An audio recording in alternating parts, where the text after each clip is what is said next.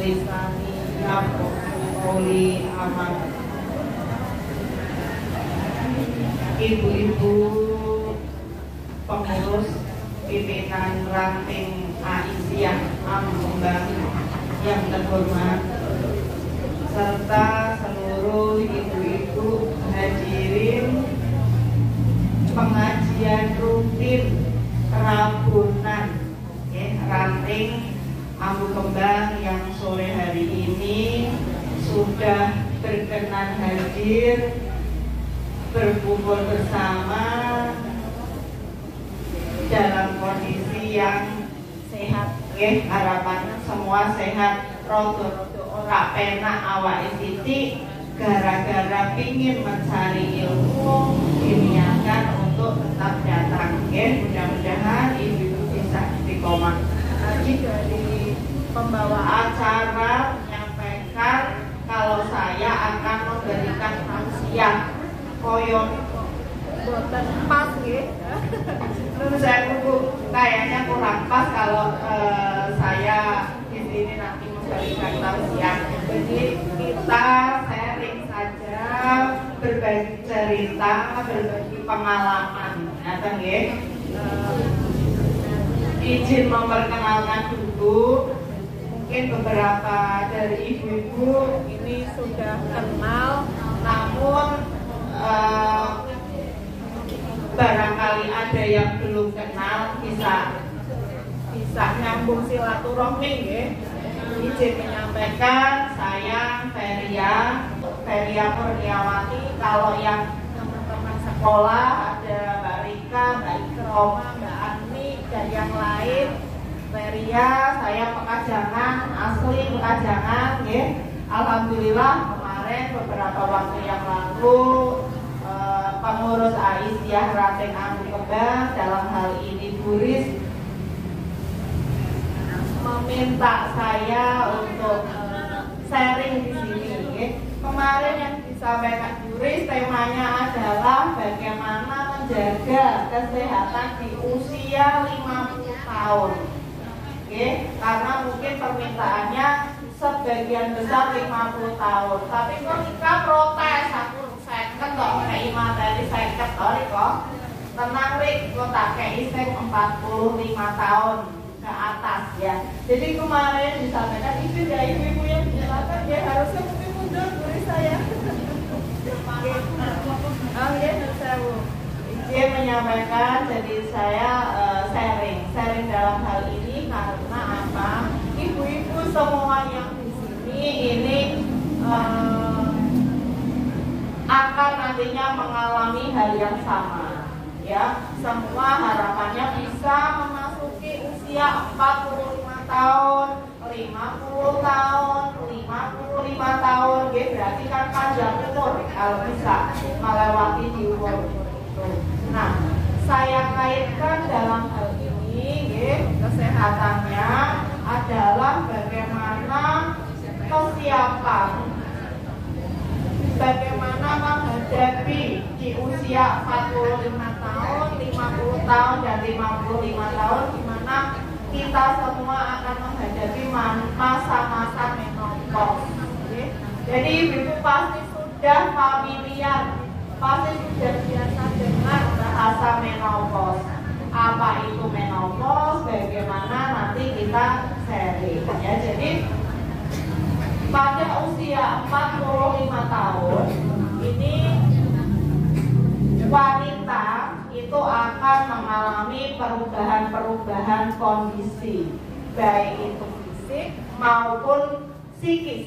Psikis itu kejiwaan ya. Jadi ini yang dinamakan adalah masa-masa, kalau tadi saya sebut menopause, ini adalah perimenopause. Jadi sebelum memasuki menopause itu biasanya, saya bilang biasanya karena nanti tiap orang kondisinya akan berbeda. Jadi kurang lebih di usia 45 tahun ini wanita akan mengalami perubahan menjelang menopause. Nah, kapan ini terjadi? Itu mulai 45 sampai dengan 55. sebelumnya.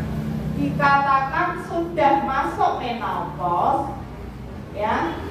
Saya cerita dulu. Jadi biasanya perimenopause, sebelum menopause itu yang sudah mungkin beberapa ibu-ibu di sini alami adalah tidak teraturnya menstruasi, ya. Jadi kalau masih menstruasi, meskipun itu jarang, berarti belum masuk menopause. Akan dikatakan menopause bila sudah berturut-turut selama 12 bulan, ya. Jadi tidak mengalami menstruasi, baru dikatakan menopause. Jadi saat 3 bulan tidak men, kemudian bulan keempat men, itu berarti belum.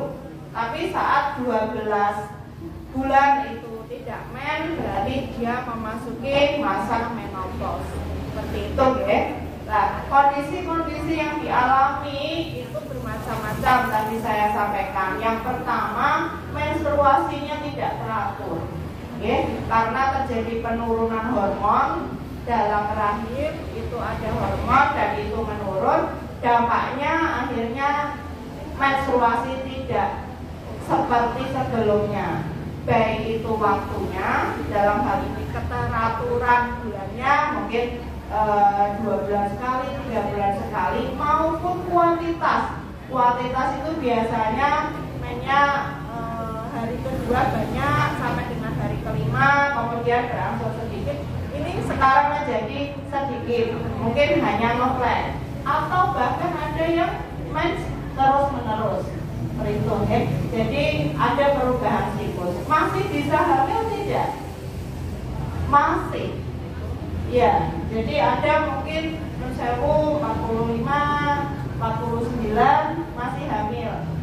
Itu karena masih ada menstruasi, ya, seperti itu. Jadi kecuali kalau nanti sudah berhenti di 12 bulan berturut-turut itu. Nah, itu yang gejala pertama yang bisa ibu-ibu amati. Kemudian ada ciri lagi apa? Mulai ubannya sudah tumbuh, tumbuh uban.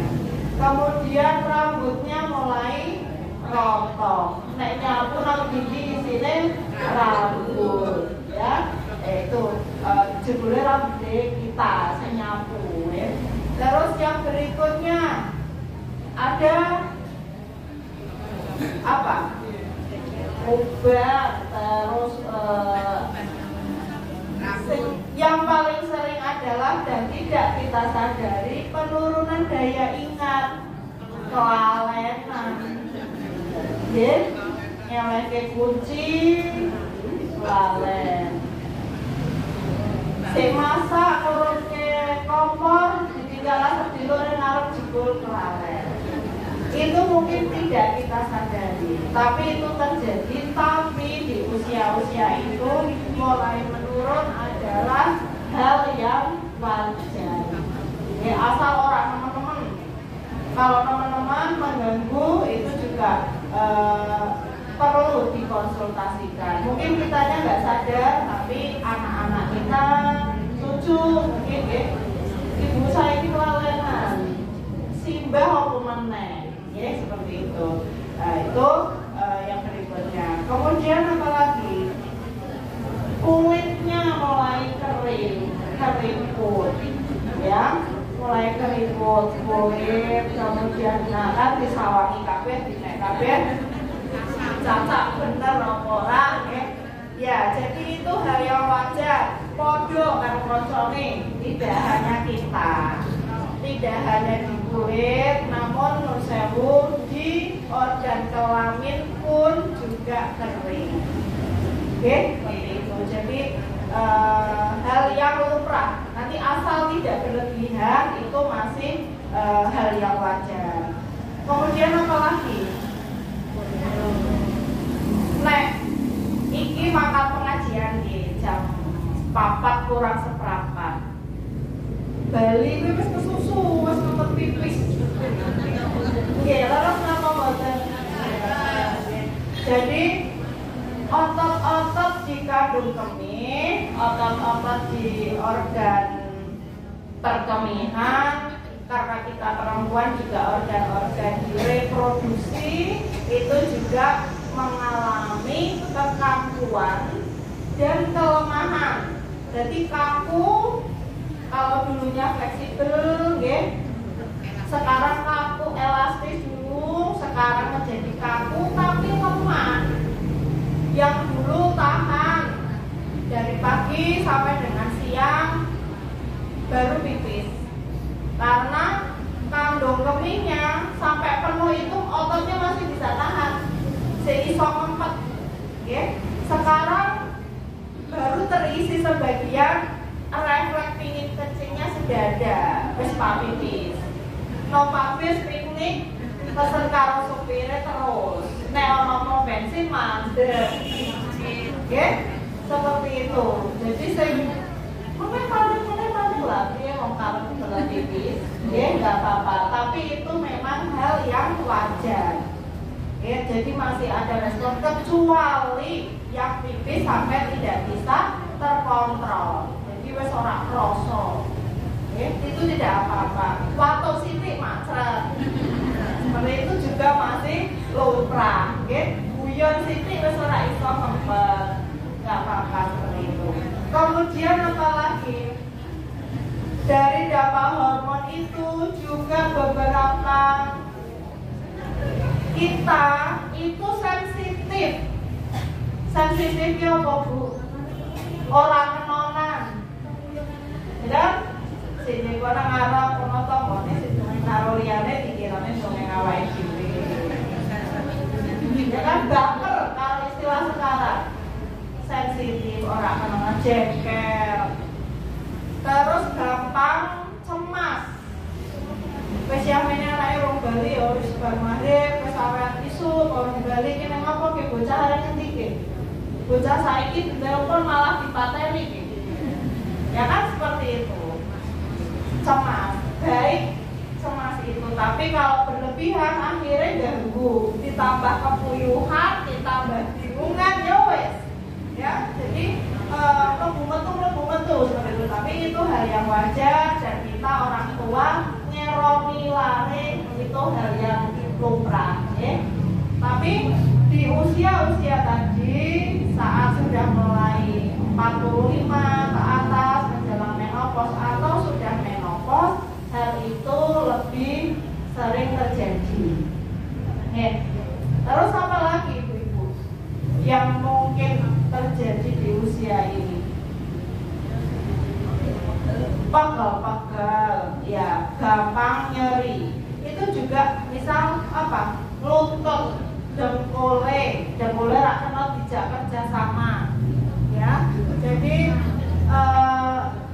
asalkan itu tidak berlebihan, itu hal yang lumrah, karena kalau istilah orang awam pelumasnya berkurang, terutama yang lutut, jadi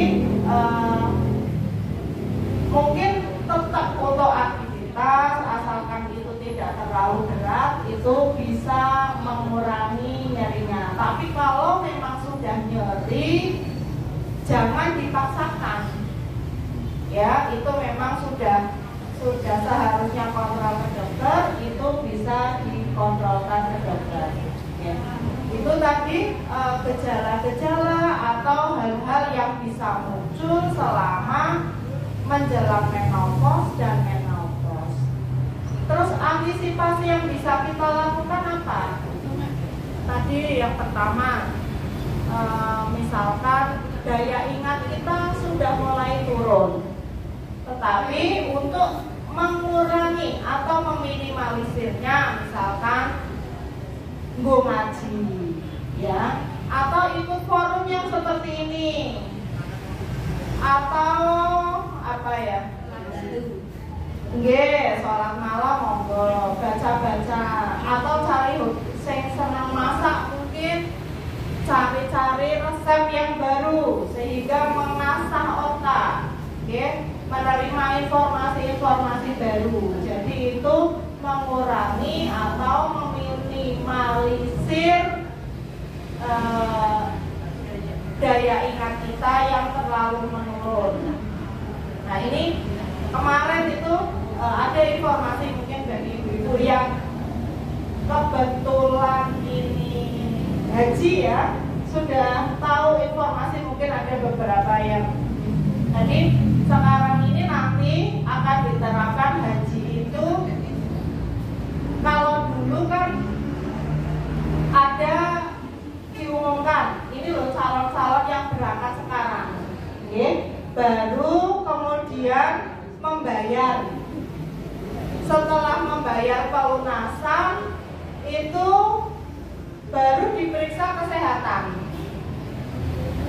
yang akhirnya beberapa yang memang termasuk dalam hal ini agak menurun daya ingatnya itu bisa lolos.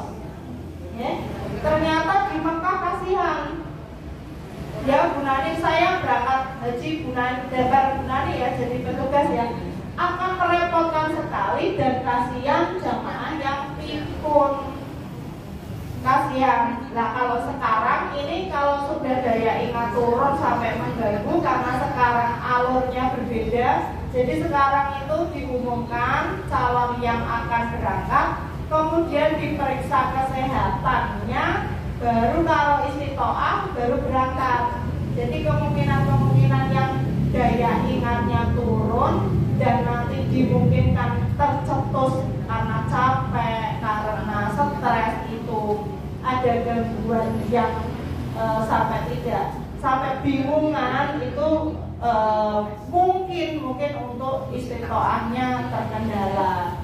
Jadi daya ingat pun mumpung, misalkan oh masih antri 5 tahun lagi, 10 tahun lagi, ayo ngaji, ikut kajian seperti ini, olahraga ringan itu untuk mengasah daya ingat. Jadi itu pun ada kaitannya ke sana. Terus tadi bagaimana yang rambutnya rontok, itu mungkin memang hal yang wajar, tapi saat berlebihan mungkin diantisipasi, dievaluasi. Wes tak Joko kurung yo kesehatane rambut. Saiki kan ciptakan kabeh mungkin wis sukan sisiran. Pancen mungkin harus wegah. Jadi senjatane sluk. Sepak Joko anake sluk kayak gitu. Ya, yang penting wis tutupan. Tapi harapannya meskipun jilbaban kan kondisinya tambah lembab ya Bu ya, tambah lembab, berarti seminimal mungkin kita jaga ini, kita jaga sehingga tidak lembab, tidak mudah rontok. Terus nek ubanan ya Pak ora apa-apa. Jadi ustazah mungkin jadi obor di kuburan besok, nanti ya, tidak apa-apa. Misalkan mau dicat, nanti mungkin ditanyakan ke forum yang lain, mungkin itu omongan. Tapi kalau dari sisi kesehatan, asalkan itu aman, itu masih boleh. Dari sisi kesehatan ya, boleh. Asal itu dari yang produk-produk aman, produk-produk halal, lebih-lebih dari mungkin herbal yang ada alaminya, itu boleh. Kemudian tadi yang efek nahan pipisnya yang berkurang, antisipasinya seperti apa? Kalau memang respon pipisnya sering dan memungkinkan, ya silahkan dipipiske, ampun ditahan. Efek dari ditahan karena nanti akan timbul permasalahan yang baru. Misalkan pipis akhirnya anyang-anyangan, seret-seretan. Terus bisa jadi nanti ada infeksi saat seret-seretan itu. Bisa resiko yang lebih lagi adalah timbunan kotoran di dalam pipis sehingga bisa jadi batu. Batu infeksi biasanya itu jadi satu. Kemudian cara jaganya juga mengurangi infeksi di daerah kelamin. Menurut saya pun cara cebok, ini cara cebok beberapa diabaikan. Jadi jalan depan itu lebih bersih dari jalan belakang. Jalan belakang kan dilewati okay? Jadi untuk menjaga kondisi kebersihan yang depan, paham ya yang saya maksud ya? Jadi arahnya jangan dari belakang dibawa ke depan. Oke, karena yang belakang lebih kotor Bu, lebih kotor. Jangan dari arah belakang dibawa ke depan, tapi arah depan dibawa ke belakang.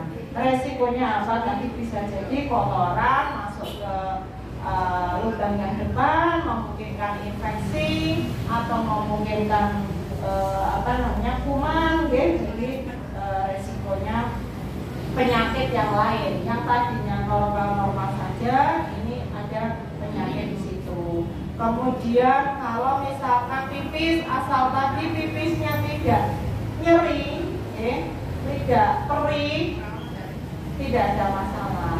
Atau warnanya kuning jernih, bening, tidak ada masalah.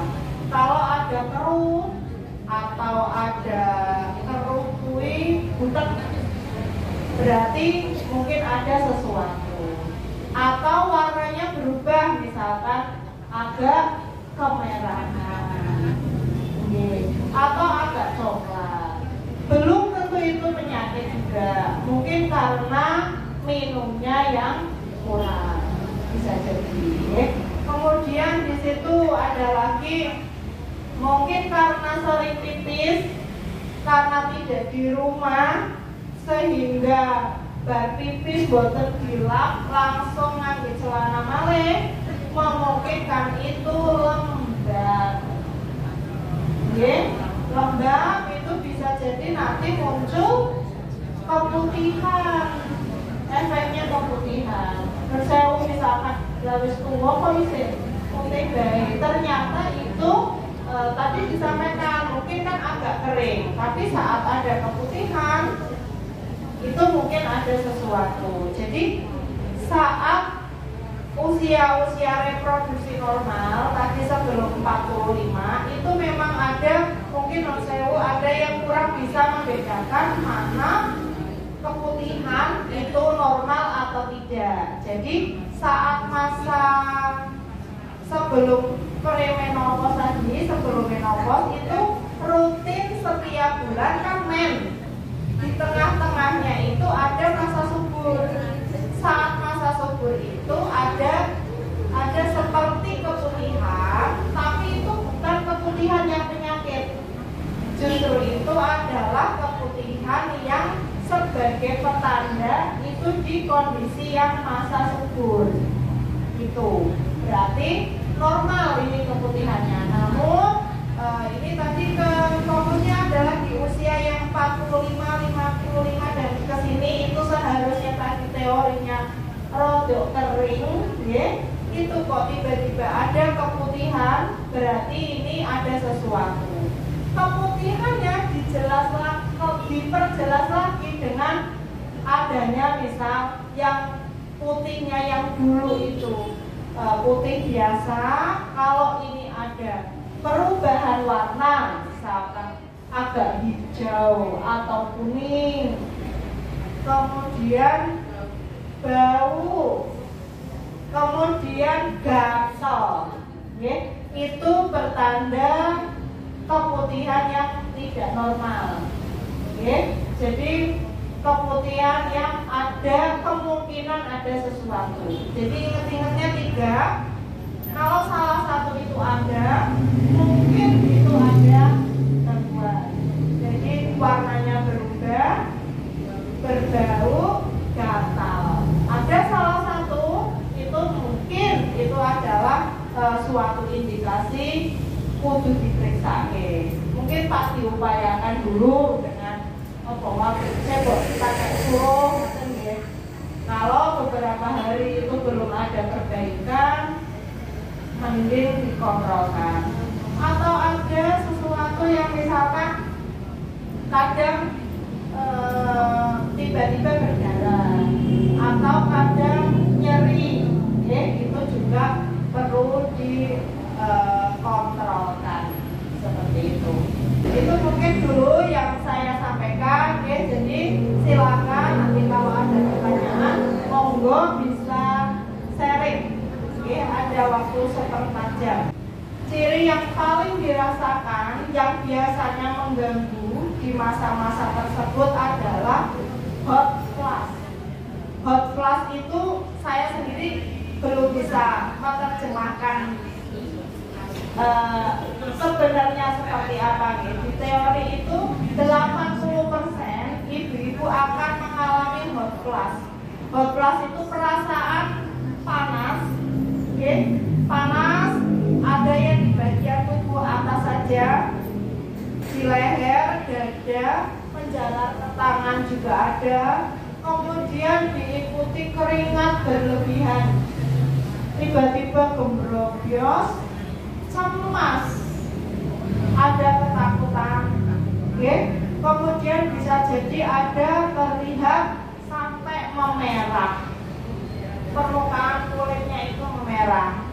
Mungkin tidak semuanya mengalami yang seberat itu, mungkin hanya sekoyo sumuk, bengi-bengi sumuk misalkan, sekian menit, 2 atau 10 menit merasa seperti itu, atau dimungkinkan lagi sampai akhirnya berdampak susah tidur, jadi kualitas tidurnya kurang, mungkin seperti itu. Jadi kalau ini memang sangat mengganggu, itu diobati. Kalau tadi disampaikan menanggulangi kalau sudah memang sangat mengganggu, Bu. Ya, jadi itu terjadi normal, ya, kita mengalaminya. Kalau misalkan sampai mungkin dia mengenali kita sendiri, ya, kok sampai orang iso aktivitas misalkan, mau sampai ngompol, frekuensinya saya sudah mengurangi minum, tapi kok sampai pipis terus yang berlebihan, sampai orang iso sholat, sampai mau ngaji, tengah ngaji sih Pak kebelet pipis, itu mungkin kudu diatasi, Bu. Apakah itu memang hanya hormonal saja, atau memang ada kondisi-kondisi tertentu yang membuat frekuensi pipisnya semakin sering? Ada hal lain juga, misalkan dikaji juga, wes anaknya berapa, wes hamil piro, itu juga akan kondisi yang berbeda, okay? Ternyata anaknya sudah 7, betul Bu? 11. Kalau saya anaknya siji, mungkin akan beda. Terus proses kelahirannya dulu mungkin susah atau tidak, ngedene priwe, itu juga ikut mempengaruhi, ya. Asalkan tadi mudah-mudahan ini makanya disampaikan di sini sehingga kita tahu antisipasinya apa, jongkone priwe biar tidak sampai mengganggu, kita bisa antisipasi, ya. Jadi antisipasinya apa tadi? Ben ojo kalenan, yo moco, rumokke pengajian, olahraga ringan, nggih. Olahraga ringan, aku bagus-bagus terus mau pas jangan olahraga, tapi ngumpuli olahraga. Mungkin akan berbeda nggih Bu, berbeda. Olahraganya ringan, ora usah sing ngubungi lapangan hal itu, enggak usah. Jadi kita yang bisa ngukur, Nah, tadi yang hot flash itu kalau tidak mengganggu sekali, itu juga enggak masalah. Diseringkan ngermocone. Jadi untuk mengurangi beban, jebule aku soalnya iso panas, jadi jebule podo. Deg-degan juga, cemas mungkin dengan kondisi aku kok seperti ini, aku ternyata enggak, okay? Teman-temannya juga sama. Tadi berkaitan dengan head, biasanya yang menjadi keluhan naik ngeflek coe ora pateo, tapi yang perdarahannya berlebihan, ada yang seperti itu. Jadi rembulan orang tiba-tiba banyak, 14 hari juga belum berhenti, itu yang mungkin juga perlu diantisipasi. Mungkin bisa ke dokter, atau mungkin bisa nanti dokter akan mengarahkan tablet pengganti darah, karena darah yang keluar banyak pun juga akan mempengaruhi kondisi kesehatan. Kuatirnya adalah anemi.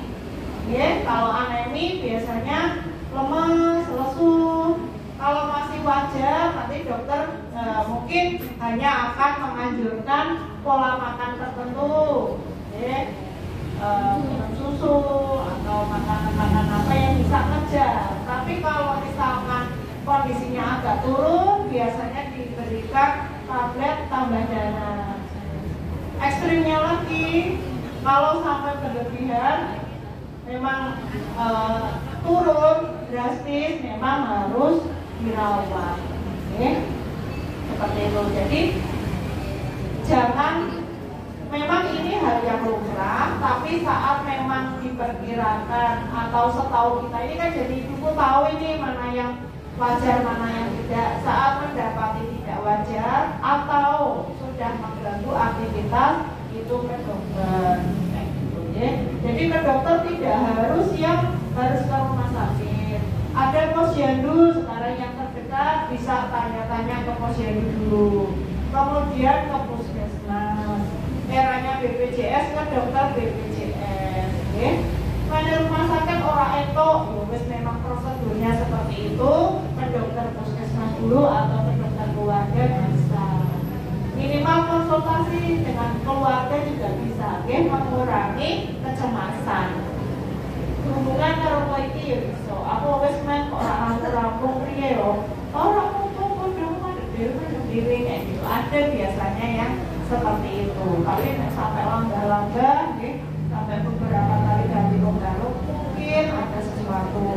Biasanya nanti sesuai kondisinya akan diatasi sesuai kondisinya. Kan gitu. Yang mungkin perlu terjawab yang apa ya? Mungkin monggo ada yang tanya. Berikutnya ngantuk terus. Ini mau padahal umumnya adalah insomnia. Insomnia itu berarti ketap-ketip. Kayak anaknya wis melantar, TV wis mati, ketap-ketip. Terus tekan les kaget, jam 2 wis tangi, jam 3 wis tangi. Jadi nek tangi jam 3 alhamdulillah kaya dibuka tahajud. Mungkin malamnya Bu sampai sore betul. Dalu toong atau ngaji atau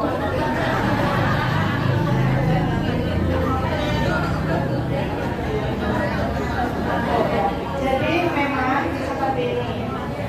Di satu sisi yang lain, seiring bertambahnya usia, mesin ini wis kerjanya sudah tidak optimal. Contoh, makan sedikit gendut, bakalnya angel, jadi menjadi timbunan lemak. Terus aktivitas ini sayang, jadi sudah memang ada yang seperti itu Bu. Nek ngaji moco ngantuk boten. Oke ngantuk. Oh awet cilik tekan saiki. Oh berarti istimewa.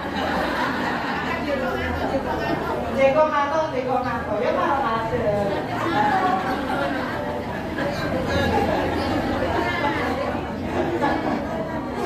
Awet sekolah kaya Bu. Awet sekolah. Tidak apa-apa Bu. Jadi kalau misalkan tapi gue ngaji ngapa itu roti, gue ngaji mana? Kalau gue pernah lihat ayam, spot ayam, tidak apa-apa. Nah gue piknik ngantuk betul.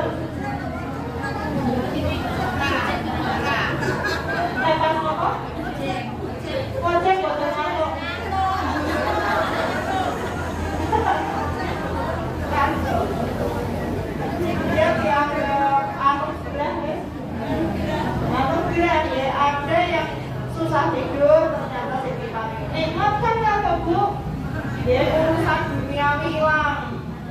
Oke, tidak apa-apa Bu. Yang lain? Nggak bisa tidur itu contohnya. Nggak bisa tidur. Yang jadi memang kan di fase tertentu tadi Bu, insomnia. Jam pinten Bu, nggak bisa tidur. Dari jam 11 ke atas. Ya. Kalau misalkan 5 jam tidur cukup. 5 jam tidur cukup. 5 jam itu berarti dihitung mundur jam 3 ke 2, 1, 12, 11, 10. Jenengan saya jam 11 terus sudah bangun jam 3 cukup.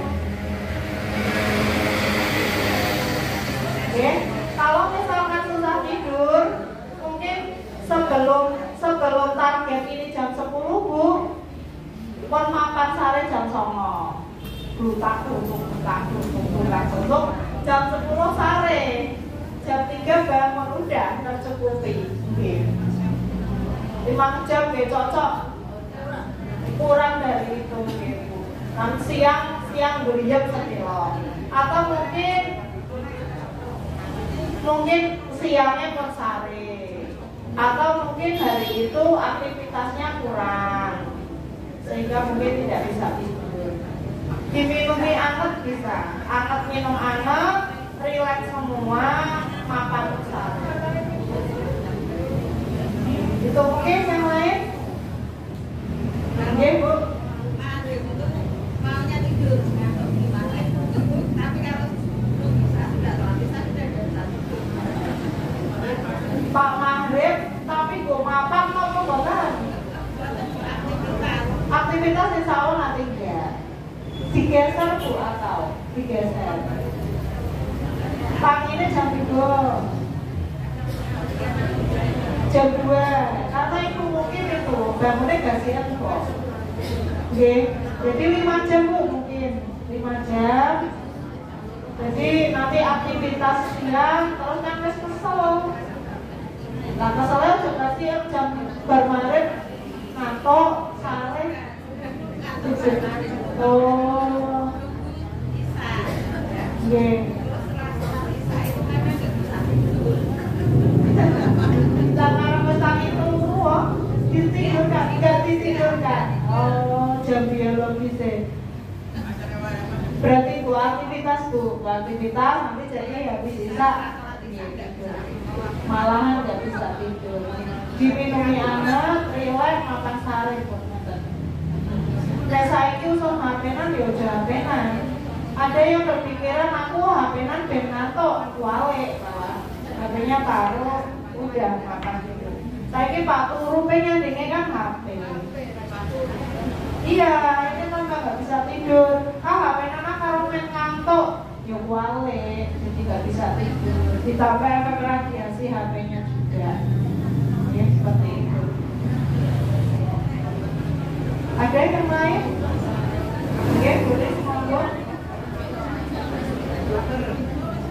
Kalau pulang kerja itu kan capek ya, merasa itu lapar sekali, tapi ngantuk. Tidur itu yang didahulukan, saya malah itu apa?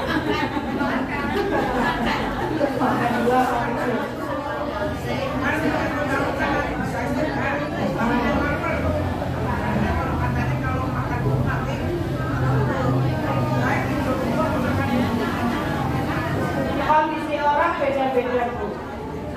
Kondisi orang beda-beda. Saat memang asupannya kan pagi sarapan, ini waktunya makan. Kalau saya sampaikan ini tidur dulu, beberapa orang yang dengan gangguan pencernaan tidak akan kuat. Tidur dulu monggo, bangun tidur, makan malam sudah enggak. Jadi makan yang malamnya mungkin protein saja, bukan karbo. Paginya karbo, misalkan itu pulang kerja tidur, bangun makan, berarti kan kurang lebih makan terakhir mungkin misal jam 4 sore. Sudah malamnya protein bisa. Tapi kalau ini saya sampaikan di kondisi memang dengan gangguan pencernaan, pagi sarapan untuk jam 3 misalkan tidur saja dulu, ini sudah nggak tahan. Ada yang seperti itu. Jadi mungkin kondisi orang berbeda-beda. Tapi kalau misalkan ini pulang makan dulu sampai dengan misalkan malamnya kan terlalu panjang, akhirnya malamnya harus makan lagi misalkan, itu mungkin sebenarnya di usia 50 kayak gitu untuk makan malamnya ya mendingan tinggi protein bukan karbo. Kalau makannya pagi siang malam karbo terus berat ya. Jadi mungkin kalaupun itu sore sudah terakhir, misal malam ya protein saja. Guris rajin ini olahraganya guris. Yang lain dulu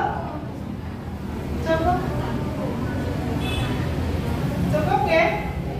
Oke, pas ini jam 5 kurang seperempat. Jadi sebagai closing, sebagai penutupnya, jadi ibu-ibu semua tidak perlu khawatir, tidak perlu cemas dengan adanya proses alamiah yang akan kita harapannya alami semua ya, karena tadi harapannya ingin panjang umur melewati masa-masa ini. Tidak perlu cemas karena itu memang lumrah, memang itu hal yang wajar, siklus kehidupannya wanita ya. Hal-hal yang memang itu terjadi itu bisa kita kondisikan dengan kita tahu ya, di priye carane itu kita sudah bisa nanti mengatasinya.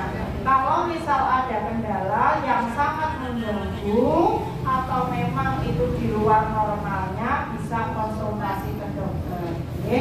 Jadi kita bisa tetap sehat ya. Tua itu pasti, tapi sehat itu harus kita sendiri yang mengupayakan ya. Mudah-mudahan kalau kita sehat, kita juga bisa seperti ini ya, menambah kualitas ibadah kita, menambah kualitas ketaatan kita kepada Allah Subhanahu wa Ta'ala. Itu saja mungkin yang bisa saya sampaikan pada sore hari ini. Segala kekurangannya saya mohon maaf. Mudah-mudahan bisa ketemu lagi di forum yang lain, mungkin di jalan juga. Barangkali saya tidak tahu nama satu-satu, mungkin tetap bisa dekat bersama dan silaturahmi di waktu dan tempat yang lain. Segala kekurangannya saya mohon maaf. Billahi taufiq wal hidayah. Wassalamualaikum warahmatullahi wabarakatuh.